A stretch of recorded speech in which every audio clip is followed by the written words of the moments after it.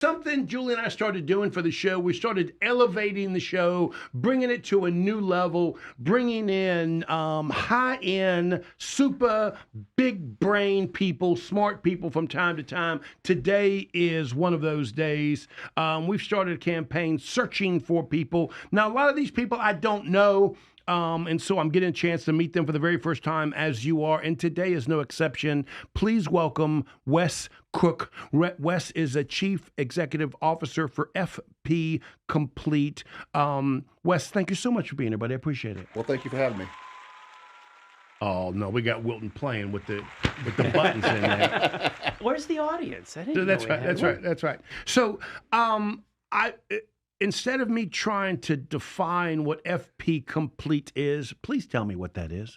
Sure. FP Complete, we are a software engineering company that builds highly secure, highly scalable, and very industrialized software for regulated industry or regulated similar industry. So we do a lot of work with folks that are building medical device technology, pharma type technologies. We're very heavy in the blockchain Web3 space nowadays because of all the security and scalability challenges. And we've been doing that for about 12 years. So I'm reading your bio, and I understand about 2% of it. By the way, just so when I said big brain, I do mean big brain, right? And so you were formerly the founder and president of two systems integrated companies. Early adapter pioneer of distributed computing. What is that? Distributed computing. What we know today is networking, local networking, wide area networking, things like that. And you do a lot of technology advising, and you listed some things, Novell, 3Com. I don't know what those things are. Are those specific to? Well, when you go back into the dark ages of technology, back in the 80s and 90s, those were the first distributed networks that were put out in the world. Basically, everything back in that time frame was mainframe oriented, IBM, DEC, Right. things like that. With the PC computer being brought to the market, with Compaq, Dell, those guys, local area networks became popular. How can we share our printers? How can we share our files? That's the 3Coms of the world, Novells of the world. Got it. They built that. I kind of grew up through that. And just kind of continued to been doing it for the last 35 years. Thank you for explaining that so I could understand it. Thank you for talking down to me. I really appreciate that. Thank you so much. He did it so nicely too. He did a great job. I absolutely understand what he was talking about. And so I was reading your bio, and it sounds like you had created something or had worked on something at the preliminary stages. Let me HASKELL. What is that? What was that? You were just. I was trying to read it. It was a language that you. Haskell. Haskell. Yes. So Haskell. So, and you were describing that you were at the frontier of something many years ago. Kind of walk me through that, because Sure. it tells me a lot about you, in that you've had these different lives in technology, right? So Haskell is a language that is a very exact formal language. Functional programming, i.e. FP Complete, Functional Programming Complete is our name. The company was founded back in 2012 and by our founder, Aaron Contour. So that language was a new language at the time. So if you think about software engineering, software development, you hear things like .NET, Java, JavaScript, C++, C#. Those are informal languages that have been out there. Haskell, Scala, other languages, Rust, or more formal languages. So we started back in 2012 in this newfound language called Haskell that is a very concise language. You can write a lot of very powerful functions with very little code. It makes it very fast, makes it very safe, makes it very scalable. And that's what we did. So for 12 years, we started off building tools, and then we kind of pivoted into consulting, and then I joined the organization about 5 years ago to go and scale and grow it. What I inherited when I came in as CEO was this community of Haskellers. I like that. Haskellers. Oh yeah, we have all Sophisticated. It is. Okay. Haskellers is a community of roughly about 2,800 people globally now. If you think about Facebook, they write in Haskell. Standard Chartered Bank, AT&T. They used to write in this language because it was very fast and very secure for them. you think about all the stuff going on with Facebook. Unfortunately, that language had a community that couldn't get along, couldn't agree on anything. And it kind of fell out of favor over the last, 8-9 years, and it's pretty much falling out of favor. We pivoted over to Rust, which is another language that's an exact formal language, to drive our development effort. So, the Haskell world, we were big fish, small pond. Now we're little fish, big pond. So we're finding our way into, more exact types of product development efforts with our software engineering skills. So FP Complete is an international software engineering company that builds industrial scalable, secure software in the DeFi. Am I saying that correctly? Yep, DeFi, GameFi space. GameFi. What is DeFi and GameFi space? What are those? So if you look at Web3... I appreciate you not laughing at me for not knowing. Should I know those? No, not really. Not necessarily. There. Feel better? Wilton's going to have a laugh coming. I know he's got a... I love me some Wilton. So if you're familiar, you hear about the terminology Web5 or Web3. A lot of people hear about crypto, blockchain, all this stuff. So within that subset, there's DeFi, distributed finance, which is what blockchain drives with the applications for financial services type applications, trading systems, option platforms, so forth and so on. GameFi is what it is, games. So we work and build applications in that space and blockchains in that space for our customers to go out and sell that and do what they do. So right now we have a product with a customer, about $2 billion in trading volume doing perp swaps. So we're doing active trading platforms. We're doing option platforms, things like that. We built this goofy game called Wreck Dragon 2 years ago. Raised $10 million in 4 days. Hey, it's almost kind of like I looked at it, my VP of software engineering looked at it, was like, what are we doing? But it was literally this game that had auctions and you buy and trade and sell stuff, and this thing took off. But honestly, I got a son that just graduated college, and there were a lot of kids that would like to be doing just that. What you described. Yeah, it was kind of crazy. We watched the auction. They literally raised $10 million in 4 days. So I'm curious, how do you get here, right? I mean, you wake up one day and say, I think I want to be in IT and work on computers. How did that happen? Now, you don't got to go back to 1963, but kind of give me a little bit of your background. Not quite 63. I grew up in a family of technologists, and I didn't know anything different. And when I went to college, engineering was the thing to do. Got through engineering school and ended up getting a job with a computer company called what is now called CompuCom Systems. And started off as an engineer, worked my way up. Somebody figured out that I could actually speak versus engineer, so they kind of threw me into a sales. You are a rare breed to be able to communicate with me. You understand that? I can understand that. That was my trademark back in the day. So, I was able, the sales guys were like, we got to go sell this stuff. And, you can say it, come along. So I ran around, the Northeast and the U.S. Helping these guys sell the stuff. And, somewhere along the way, somebody said, hey, we can't sell all these boxes anymore. Margins are getting bad. We need the services. And it's like, oh, that guy. You can say that. It's like, you guy, and they shipped me off down to D.C. to take over a full operation as a general manager. And, 26 years old, vice president of a, $3.5 billion company. I was having a good time. Cool. And all the way on through. Let's take a break and let's keep talking about. You are talking to Wes Crook. He is the CEO of FP Complete. That was a whole lot of words for me. You did well. We'll be right back. We are talking with Wes Crook. He is the Chief Executive Officer for FP Complete. You guys are pivoting a little bit because I saw on your information to a FP block. Yes. Can you explain to me what that is? Yes, that's our branding effort to go after the blockchain, DeFi, Web3 space. Okay. We have a lot of experience there. We've been building in that space for the better part of about 7 years now. So we've been part of the Cardano audit process where we helped them audit originally. We've built 3 or 4 blockchains. We've built half a dozen currencies, and we've always built it from. You like when he just flippantly says that. You know what I mean? We built a couple of currencies. No big deal. Like, that's pretty cool stuff, man. It's It's interesting. I mean, Well, Joe and I are fascinated by it. I think Yeah. to you, it's just a day that ends in Y, though. That's right. That's right. well, Yeah. I think the interesting thing for me is, the business is still the wild, wild west. So you have a lot of fakers and posers and fraudsters, like, Right. the FTXs of the world. But you also have the technology that is really fundamentally sound and it's really good. But we don't have people in the world that really are at scale to be able to build this the right way. A lot of this stuff is still 3 men in the garage.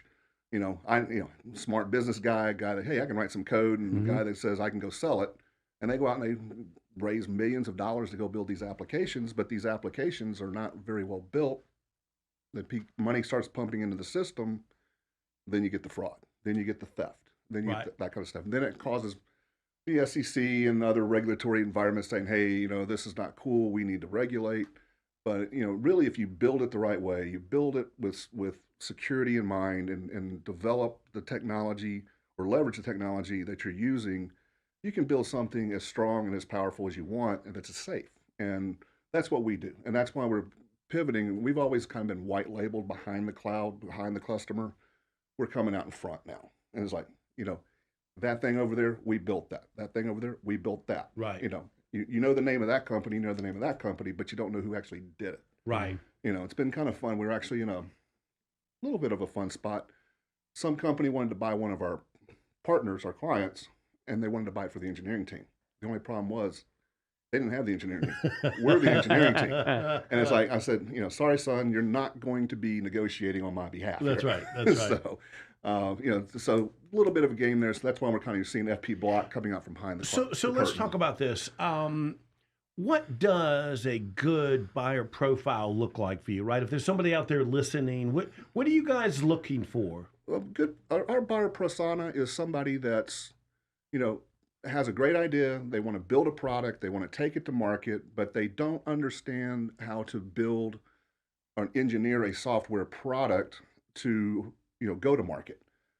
What you find is a lot of people that are software developers, not software engineers, and they get them to write, build me something that does this. And that's what they do. They build something to do this.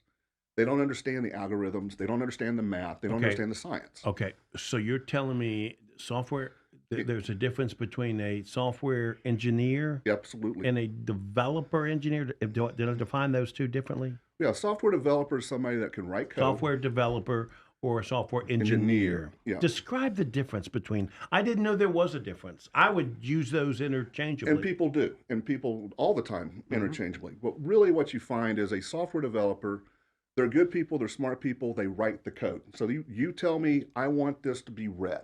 They know how to write it to be read. Give me a report that does this, give me a report that does that, put an output that does this, what have you. A software engineer builds the algorithms. They understand the math, the science, the technology. Then they build and write the requirements to build the software. So if I've got a client that comes to me and says, Joe, I got this great idea. It just requires somebody to build it. That's what we do. You would be the ones that do that. That's what we do. And funny is because a lot of times we come into customers. I'm doing one right now. It's a open book gambling system for India. Kind of crazy, but it is. And they have commercialized software developers. They have built this platform, terrible latency, goes down a lot, not secure. And it's like, why? Well, because they don't understand what they're building. They understand what you asked them to do, but they don't understand the science, the math, the algorithms to do it. They're sort of building a house of cards instead of, if they start with a good foundation engineer to begin with, they've got something that's solid. That's very good analogy. If you have this, whoa! Did you hear that, Patrick? I did. He said, "I got good analogy." Finally, one. Okay, you got one. Finally. Thank you, Wes. I appreciate that. So if you take it, I'm waiting for a but go ahead. No, use that analogy. You have people that can build a house, right? But you have to have an engineer and you have to have an architect design it properly so it doesn't fall down when they build it. Right. And that's the difference. If you can look at it that way, we build it and design it to be right. And then we can either do it ourselves and build it, which we tend to do because we can build code very fast. Right. Or you can go to a software developer to go follow the requirements. So that's kind of the difference. So you see why he's on the show? Yeah, This is good stuff. That was a good question. I like that because that helped explain it to me because I didn't get it either. I don't get it half the time either, so don't feel those bad. two words as synonyms as well. I'm heading there in my mind because I do have clients that come to me with these ideas. I have no place to send them. I would not know where to send them. You know, my brother company does some cloud services, but again, they're probably more software developers than they would be engineers, where my clients need somebody to go from the beginning and start and define something like that. Exactly. That's where we come in. Exactly. Yeah. Sorry, Wes, that's a thing on this show. Sorry, buddy. No We do that. worries. No worries. So, other than somebody who wants to start from scratch, what other type of buyer profile do you work with? Somebody that's got a problem, do they come to you? Usually that's the way we used to do business is somebody would come to us because they had a problem that their teams couldn't solve, and that when we they were developers, they'd bring us in to go solve the problem. It was a very difficult business model for us because we were basically brought in by a CEO or a chief technology officer or CIO, and basically put in an adversarial role with their development teams. Oh, really? Because it's like, how dare you bring an outside source in? I can do that. Well, engineers, technologists, I can do it. I don't need any help. I can do it myself. Give me enough time and enough pizzas, I can build it. Right. Doesn't mean they build it right. Don't mean they understand all the technology, but that's the mindset that you deal with. And as a business person, I want it done in the fastest period of time. At the which least means, cost. That's right. That's right. So for me, I want somebody qualified that I know can do it right the first time. Fast, good, or cheap, you get to pick two. And that's true. And, a lot of folks, a lot of business owners, a lot of people on the business side of the house don't understand, like you said, software developer, software engineer. They don't understand those nuances. We wouldn't. So they're going, hey, that guy's $45 an hour. That guy's $200 an hour. I'm going to go with the $45 an hour. Not knowing really what they're buying. Why? A year and a half in, like one project we did, they spent 2 years, $3 million of their own money building it. We came in, said it was garbage, spent 4 months and rebuilt it, and now it's on the market. Right. We literally had to trash Right. that work because it was not done right, architected properly. Wes, if you don't mind, I'd like to fire one off. And we talked during the break a little bit about ChatGPT and AI. How has that... You mean the Terminator? The Terminator and Joe speak. But for the rest of the world, yes. How has that impacted your company? It hasn't impacted our company yet, other than that we can create tremendous amount of content in like no time at no cost. Because it's very easy to use. You have to be careful with ChatGPT because it's 2-year-old. It's not modern real-time data. It's older data, and you also need to make sure that data is accurate because it may not be accurate. So the large language models are still learning and they're still building these things, and it's going to take time. But you're seeing stuff like I saw an article yesterday. I was reading it to my wife. Tyler Perry is getting ready to build an $800 million addition to his studios down in Atlanta. He killed it because he saw OpenAI's video generation AI, and he was like, "This is going to destroy us." That was his mindset. It's like we're going to lose jobs, lots of jobs. And you look at the output, you can't tell if that's a real person or not. I mean, it's that good.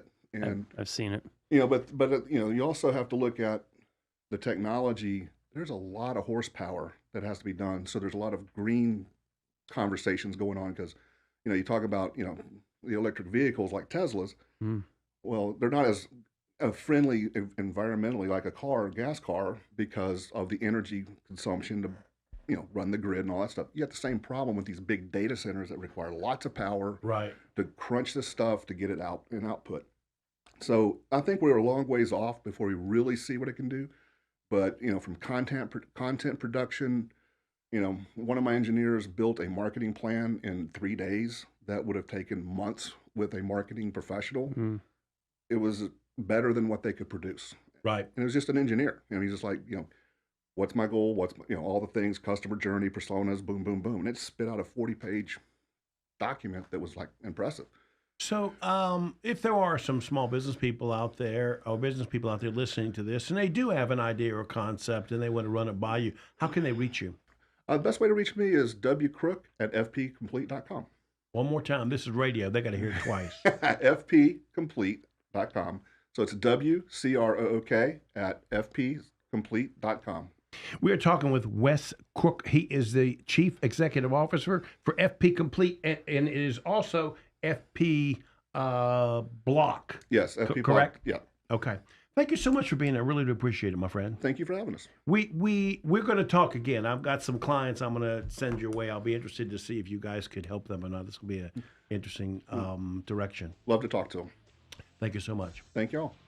Patrick Reynolds, thank you, my friend, for being co-host. I appreciate you filling in. You got your own show to do in a minute, right? I'm doing the News Drive at 5 at the top of the hour. Thank you for letting me sit in on Local Biz Now. Hang on for News Drive at 5 with Patrick Reynolds. You aren't listening to Local Biz Now. I am Joe Vagnone. If it's Monday afternoon, say it, say it, say it. Your business matters. Yeah, we'll see you next week. Serving you better than